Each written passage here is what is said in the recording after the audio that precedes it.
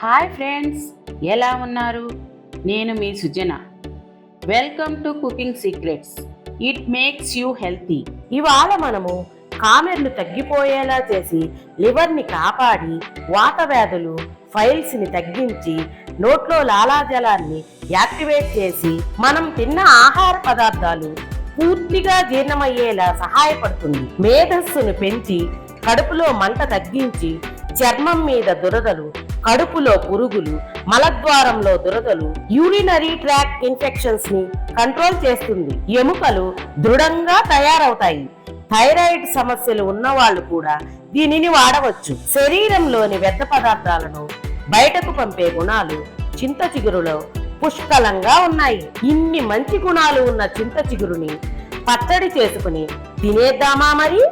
కావలసిన పదార్థాలు: చింత చిగురు 50 గ్రాములు, వేరుశెనగ పప్పు 100 గ్రాములు, టమోటా 150 గ్రాములు, ఎండుమిర్చి 10 గ్రాములు, మీడియం సైజ్ మిరపకాయలు 10.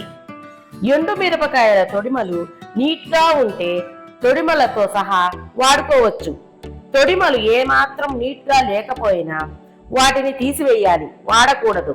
ధనియాలు 1 టీ స్పూన్, జీలకర్ర 1/2 టీ స్పూన్, ఉల్లిపాయ 80 గ్రాములు మీడియం సైజ్, ఉప్పు తగినంత, నూనె 4 టేబుల్ స్పూన్లు. ముందుగా లేతగా ఫ్రెష్గా ఉన్న చింత చిగురుని తీసుకుని నీటిలో వేసి శుభ్రంగా కడిగి బౌల్లోకి తీసుకోవాలి. నీటిలో వేసి కడిగినప్పుడు చింతాకు మొత్తం మన చేతికి రాదు, చిన్న చిన్న ఆకులుగా నీటిలోనే ఉండిపోతుంది.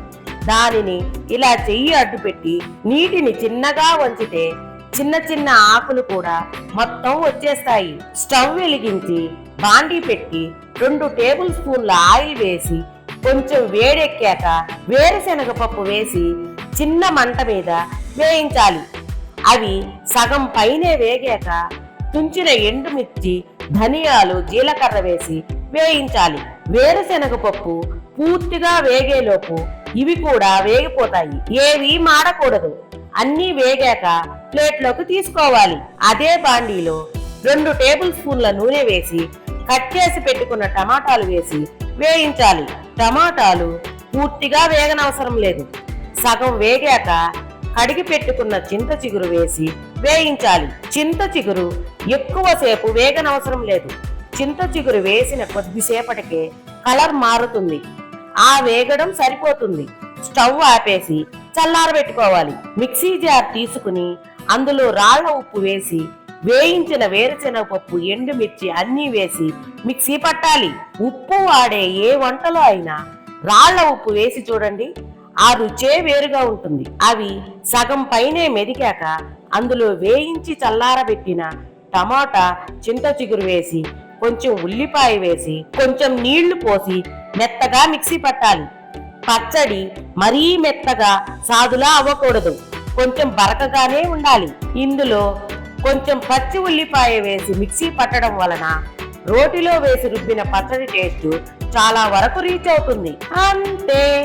సర్వింగ్ బౌల్ తీసుకుని అందులో వేసి మిగిలిన ఉల్లిపాయలు వేసి బాగా కలిపి సర్వ్ చేయడమే. ఈ పచ్చడి తింటూ ఉంటే అక్కడక్కడ పచ్చి ఉల్లిపాయ పంటి కింద నలుగుతూ టేస్ట్ తెలుస్తూ ఉంటే ఆహా, ఇది కదా రుచి అంటే అని అనకుండా ఉండలేరు.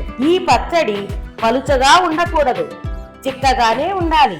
గుర్తుంచుకోండి, చింత చిగురు పచ్చడి వేడి వేడి అన్నంలోకి, ఇడ్లీల్లోకి, దోశల్లోకి, దేనికైనా సరే ఒక్కసారి తయారు చేసి రుచి చూశారంటే అద్భుత అని అనకుండా ఉండలేరు. దీని రుచి మరిచిపోలేక చింత చిగురు దొరికినప్పుడల్లా తెచ్చి పచ్చడి చేసి తిని తీరాల్సిందే అన్నట్టుగా ఉంటుంది. దీని రుచి సూపర్ గా ఉంటుంది.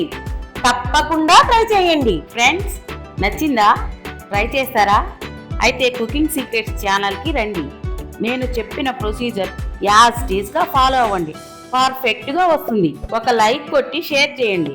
Please subscribe my channel. మీరు ట్రై చేసి ఎలా వచ్చిందో కమెంట్ పెట్టండి. మా వీడియో చూసినందుకు ధన్యవాదాలు.